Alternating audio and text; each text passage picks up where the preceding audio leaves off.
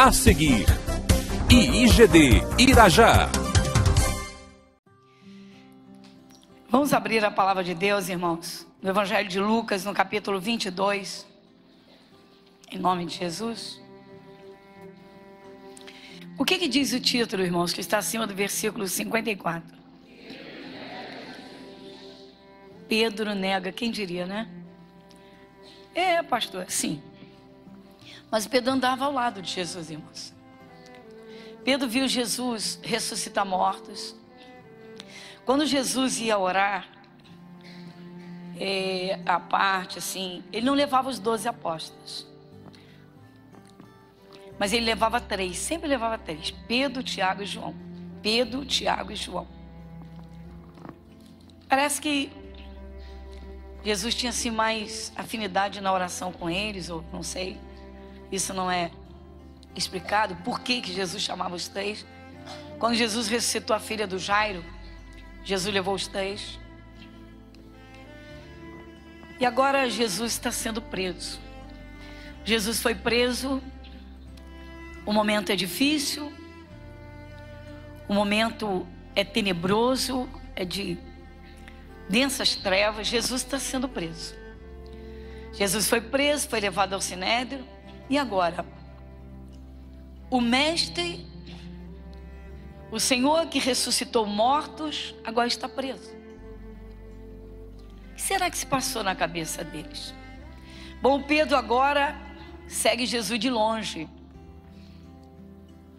Ele agora não quer estar perto de Jesus. O momento é muito difícil, é muito ruim. Irmãos, por que há pessoas que se deixam levar por tudo que escutam, por tudo que ouvem de pessoas, das multidões, e não se deixam levar pela palavra de Deus, unicamente pela palavra? Muita gente, irmãos, vai perder a sua salvação por conta desses arrastões, das chamadas, como diz o Espírito Santo, das más conversações. A Bíblia diz que as más conversações corrompem os bons costumes. Irmãos, uma das lamentáveis coisas que acontecem muito, mas uma das principais, é uma pessoa influenciar a outra para afastá-la de Jesus. A maledicência. As línguas, como disse o apóstolo Paulo, fraudulentas. Muita gente vai perder a sua salvação por conta de se deixar levar pelas pessoas. Irmãos, o nosso padrão não é a pessoa mais consagrada da face da terra, é a Bíblia Sagrada. A Bíblia Sagrada é o manual da vida e literalmente guia da nossa vida. Quando Pedro viu Jesus preso, ele teve medo também de ser preso. Então ele vai e se afasta de Jesus. Se afasta de Jesus. Mas ele segue a Jesus, só que ele segue de longe. Muita gente na eternidade, irmãos, vai perder a salvação.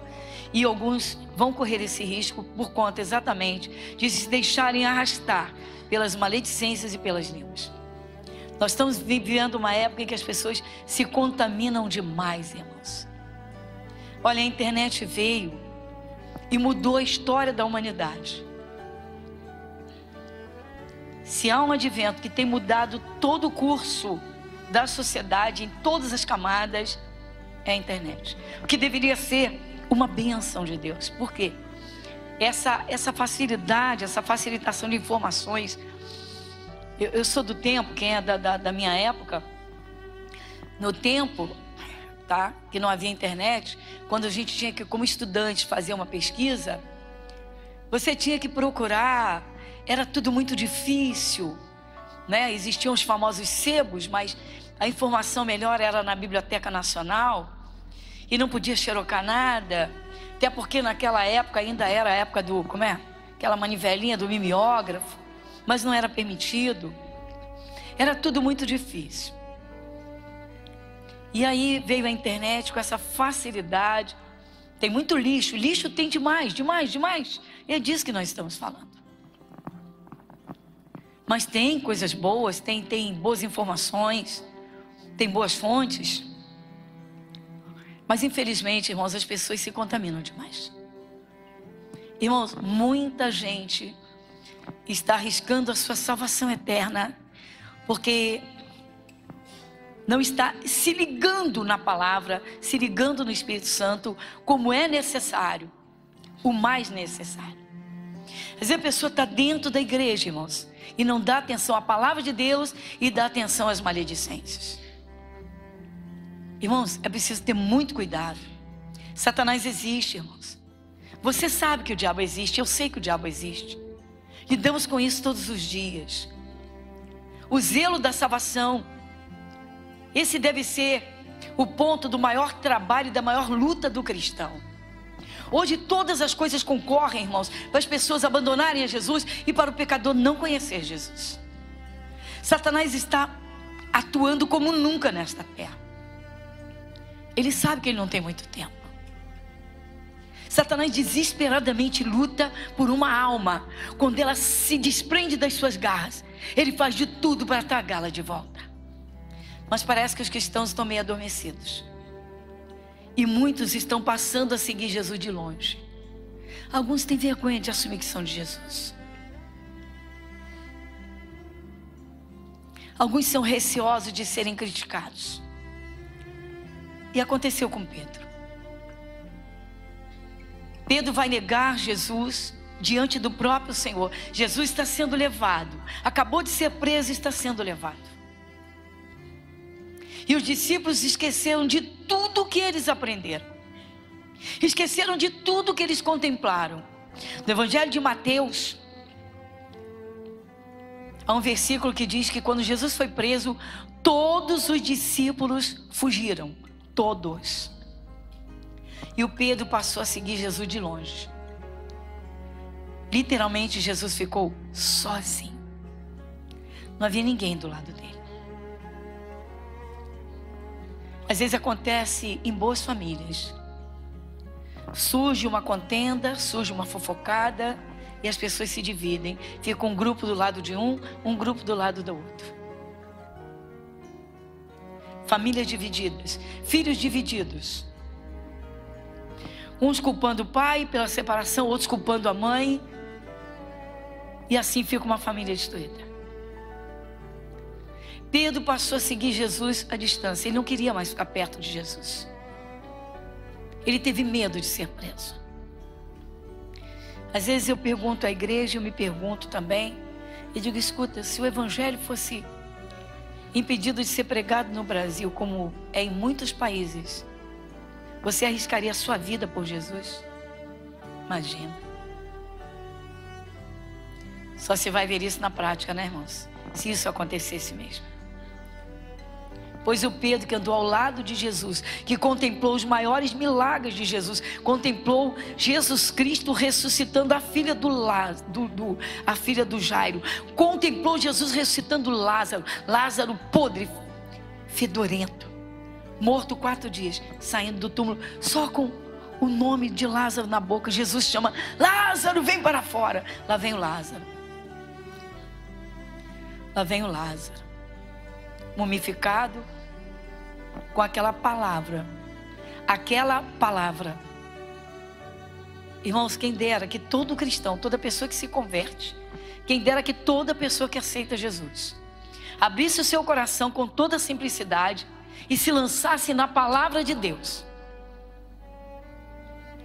sem deixar nem a quem e nem tentar ir além. Ou seja, se está na Bíblia, eu creio. Se está escrito, eu creio.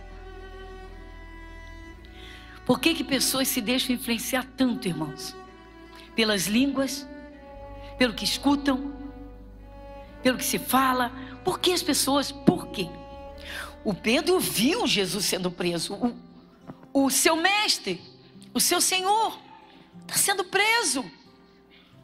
Ora, se ele está sendo preso, não quero ser preso junto com ele, não. Imagina. E aí começa a história do distanciamento de Pedro.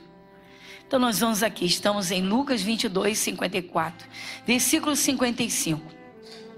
E havendo-se acendido fogo no meio do pátio, Estando todos sentados, assentou-se Pedro entre eles. E como certa criada, vendo estar assentado ao fogo, pusesse os olhos nele e disse: este também estava com ele. Porém ele negou, dizendo: mulher, não o conheço. Irmãos, como é que o Pedro pode dizer que não conhece Jesus, irmãos? Como é que o Pedro pode dizer que não conhece? Pedro orava junto com Jesus. Quando Jesus subiu o monte chamado da transfiguração, atenção, igreja, Pedro estava ao lado de Jesus. Estava Pedro, Tiago e João.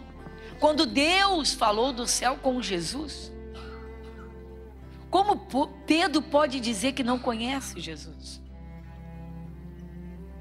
Irmãos, o apóstolo Jeremias, o profeta Jeremias diz que o coração é enganoso. Marca essa página aqui, vai comigo em Jeremias 17. Livro de Jeremias, capítulo 17. Vamos juntos então no versículo 9. Quem lê comigo o versículo 9? Enganoso é o coração, mais do que todas as coisas, e perverso. Quem o conhecerá? Viu? Enganoso é o coração e perverso. Quem está dizendo isso, irmãos? Não é homem nem mulher. O Jeremias está dizendo, não, irmãos, é a palavra de Deus. É o Espírito de Deus. Deus está alertando para dizer, olha, o coração é enganoso e é perverso. Sabe por que ele é perverso, irmãos? Porque o mesmo coração que se apaixona é o mesmo coração que pode vir a odiar. Quantos casais se casaram por amor? Se conheceram? Sentiram? Um desejo ardente de conviver, de se entregar um ao outro. Quantos com pensamentos firmes e maravilhosos. Mas o diabo que não dorme, o diabo que é atuante, existe, é super atuante, quando ele vê que um casamento está indo muito bem, servindo de espelho para a sociedade e dizendo, olha, vale a pena. Ei, vale a pena. É exatamente isso. Olha aí o que Deus instituiu. Então o diabo vem e assopra violentamente, meu irmão. Ele não vem com poucas armas, nem com pouca munição, não. Ele vem violentamente. E aí começam as pequenas desavenças e as pequenas ranhetices, e vão crescendo, e começam as arranhaduras, e daqui a pouco essas arranhaduras são mais profundas, daqui a pouco elas estão sangrando, e daqui a pouco abrem feridas, e as feridas não se curam, e o diabo está lá. E o diabo está lá, fomentando pensamentos, atuando daqui e dali, e começa, né, uma cara de raiva, um sentimento de angústia ou de revolta, e daqui a pouco acabou. Mas como acabou, meu Deus? Mas se amavam tanto. O diabo existe. Irmãos, às vezes o cristão não leva em conta. Vamos com sinceridade, são 66 livros. E muitas coisas que nós devemos atentar sempre. Devemos ter determinadas partes das Escrituras, assim, literalmente vívidas dentro de nós, bem acesas. Mas às vezes parece que o cristão dá uma cochilada violenta. E aí, o coração que é enganoso, acaba enganando. E foi o que aconteceu com Pedro.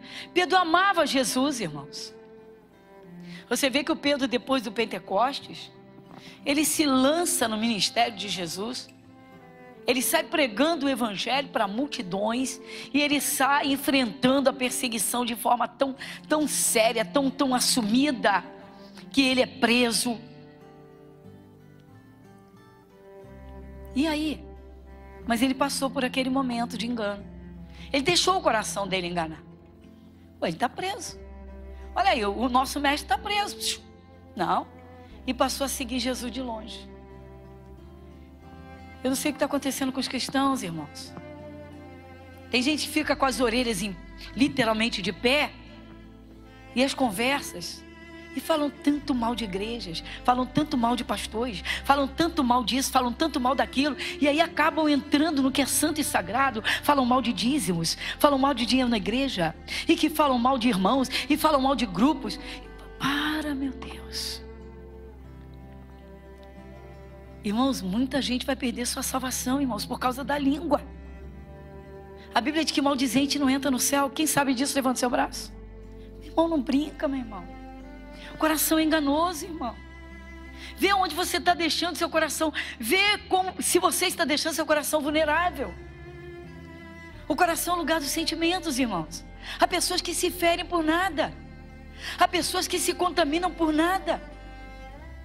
Há muitos anos atrás, aqui no Grande Rio, houve a mídia toda lançou, jogou aí, a mãe, o pai chegava em casa, mas pisava na mulher. Ele brigava, ele humilhava, ele até batia. Caramba, se não dava para conviver, e fosse viver a vida dela, saísse dali. Mas o ódio foi crescendo, o coração dela crescendo.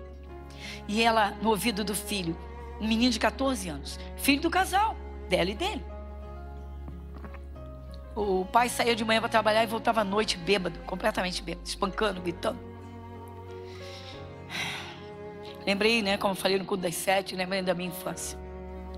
E aí ele espancava ela, e no dia seguinte ela ia em cima do garoto. Você está vendo o que seu pai faz comigo? Você está vendo? Eu sou uma infeliz, eu sou um desgraçado, ele acaba comigo. E o filho vendo a mãe machucada, o ódio foi subindo, subindo, subindo. Um dia eles combinaram entre si.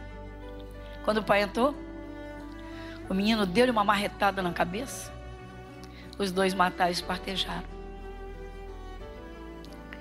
Você pode ler o capítulo 17 de Jeremias, versículo 9 de novo?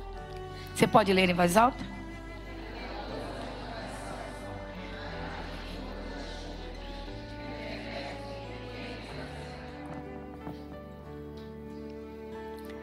Às vezes não é o ódio contra alguém, irmãos. Às vezes é um sentimento de infelicidade.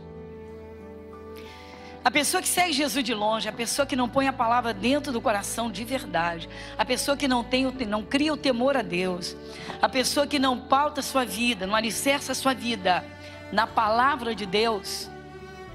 Sim, porque abrindo espaço, quando o diabo tentou Jesus, Jesus não usou argumentos próprios.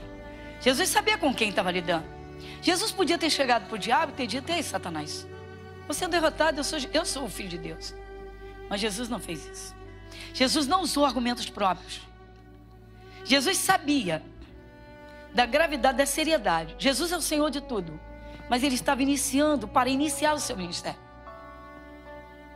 E o Espírito Santo leva Jesus ao deserto exatamente para prepará-lo para derrotar Satanás e o inferno inteiro, para salvar toda a humanidade, para que ele se prepare e vá à cruz. Mas ele vai lidar com Satanás o tempo todo, porque Satanás não se conforma porque o Filho de Deus está na terra. Satanás não se conforma com a igreja de Cristo sobre a face da terra. Satanás não se conforma com a santidade. Satanás não se conforma com o casamento. Satanás quer prostituição. Satanás quer o contrário daquilo que está escrito. Satanás quer crianças crescendo sem pai e sem mãe, orfanatos superlotados.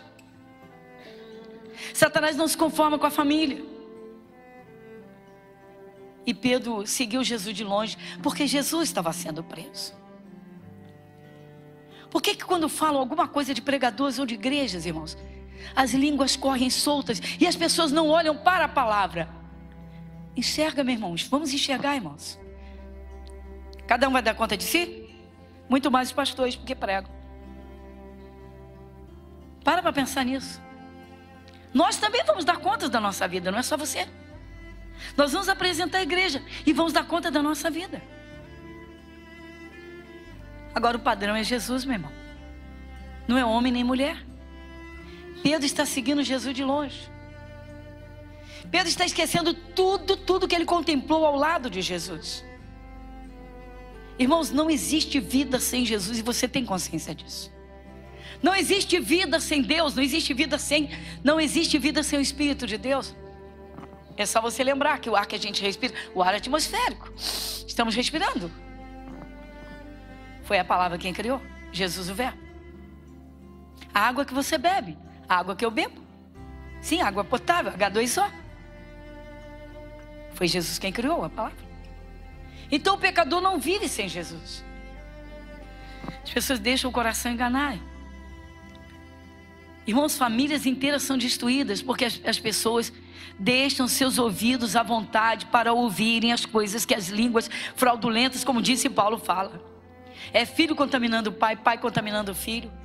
É mãe contaminando o filho, é filho contaminando mãe. São irmãos.